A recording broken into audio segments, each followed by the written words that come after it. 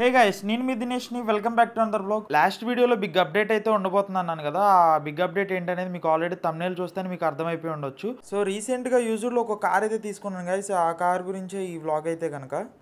So ఇదే మన 2017 Volkswagen Vento highline plus DSE 7 speed automatic transmission. ఇది వచ్చేసరికి వైజాగ్లో ఒక డాక్టర్ అనమాట, సింగిల్ ఓనర్, కంప్లీట్గా షోరూంలోనే మెయింటైన్ చేశారు. అందుకని నేను ఈ కార్ తీసుకోవడానికి మెయిన్ రీజన్, నేను వెంటోనే తీసుకోవడానికి ఫస్ట్ రీజన్ అయితే కనుక ఈ కిల్లర్ లుక్స్ ఉన్న ఫ్రంట్ ఎల్ఈడి హెడ్లైట్సే గాయస్. ఈ హెడ్లైట్స్ కోసమే నేను వెంటోని సెలెక్ట్ చేసుకున్నాను. ఇది వచ్చేసరికి 2017 ఎబో మోడల్స్కే వచ్చింది, హైలైన్ ప్లస్ వేరియంట్. నెక్స్ట్ వచ్చేసరికి దీని మెయింటెనెన్స్ కంపారిటివ్గా ఇప్పుడు మన లారా కానీ, సూపర్, పసాట్, జెట్టా వీటితో పోలిస్తే ఏంటంటే దీని మెయింటెనెన్స్ చాలా తక్కువే ఉండిద్ది, ఏ పార్ట్ చూసుకున్నా ఏమైనా కానీ. నెక్స్ట్ వాటితో కన్నా కూడా బెటర్ మైలేజ్ ఉండిద్ది, పార్ట్స్ కూడా ఈజీ అవైలబిలిటీ ఉండిద్ది. అందుకనే నేను ఈ కార్ సెలెక్ట్ చేసుకున్నాను. నెక్స్ట్ వచ్చేసరికి వెంటో ఇంజిన్ బే కనుక మనం చూసుకున్నట్టయితే ఎక్కడ కూడా ఇంజిన్ ఆయిల్ లీక్స్ కానీ, కూలెంట్ లీక్స్ కానీ, లేదంటే అబ్నార్మల్ ఇంజిన్ నాయిస్ కానీ ఏది కూడా లేదు. అంతా నీట్గా క్లీన్గా ఉంది. జస్ట్ కొంచెం డస్ట్ అయితే ఉంది మొత్తం.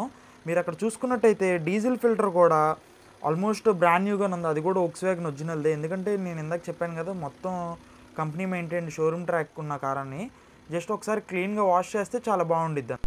ఫ్రంట్ నుంచి బ్యాక్ వరకు ఉన్న అన్ని గ్లాసెస్ కూడా ఒక్కటి కూడా రీప్లేస్ అయితే చేయలేదు. మీరు చూడొచ్చు అక్కడ 2017 ఇయర్ కూడా. నెక్స్ట్ మనం మెయిన్ పార్ట్ చూసుకున్నట్టయితే టైర్స్ అయితే చాలా క్రూషియల్ రోల్. ఎందుకంటే ఒక్కొక్క టైరు 8,000-9,000 అయితే ఉంటుంది. మంచి బ్రాండెడ్ కాంటినెంటల్ టైర్స్ అయితే ఉన్నాయి, 4 ఆల్మోస్ట్ బ్రాండ్ న్యూ లాగా ఉన్నాయి. మన వెంటో ఇంటీరియర్ అయితే కనుక అస్సలు నీట్గా అయితే లేదు. మనం యూజర్ కండిషన్లో కొన్నాం కాబట్టి దీన్ని మొత్తం మంచిగా చేసుకోవాలి. నేను ఆల్రెడీ ప్రోడక్ట్స్ అయితే కొన్నాను. నెక్స్ట్ వీడియో కానీ ఆ నెక్స్ట్ వీడియో కానీ మీకు అప్లోడ్ చేసి చూపిస్తాను. ఇంటీరియర్ క్లీనింగ్ ఇంట్లోనే మనం ఎలా మంచిగా చేసుకోవాలనేది మీరు చూడొచ్చు. పవర్ విండో స్విచెస్ కానీ, లేకపోతే డోర్ బాటిల్ హోల్డర్ కానీ, ఎక్కడ చూసినా కానీ ఫుల్ డస్ట్ అనమాట. మెయిన్గా ఇంటీరియర్ అయితే చాలా క్లీన్గా ఉంచుకోవాలి గైస్. ఎందుకంటే మనం లోపలే కాబట్టి ఉండేది బ్రీతింగ్, అదంతా ఫ్రెష్ ఎయిర్, క్లీన్ ఎయిర్ పీల్చుకోవాలి కాబట్టి. మీరు చూడొచ్చు స్టీరింగ్ వీల్ దగ్గర కానీ, గ్లవ్ బాక్స్ దగ్గర కూడా డస్ట్ ఉందన్నమాట.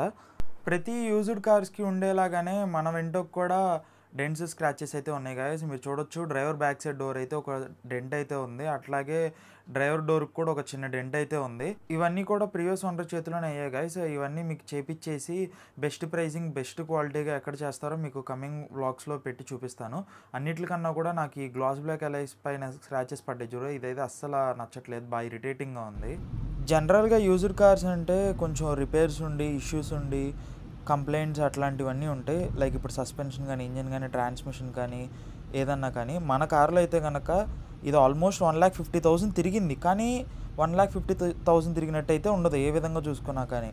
జస్ట్ ఒక 30-40K తిరిగితే ఎట్లా ఉంటుందో అట్లా ఉందన్నమాట కార్. సస్పెన్షన్ కానీ, ఇంజిన్ కానీ, గేర్ బాక్స్ కానీ, ఏసీ కానీ, లేకపోతే డోర్ నాయిస్లు వచ్చేయడం అట్లా ఏది లేదు, ఏ కంప్లైంట్ లేదు. మొత్తం సింగిల్ హ్యాండెడ్ ఆయన ఒక్కళ్ళే యూజ్ చేసేవాళ్ళు అనమాట.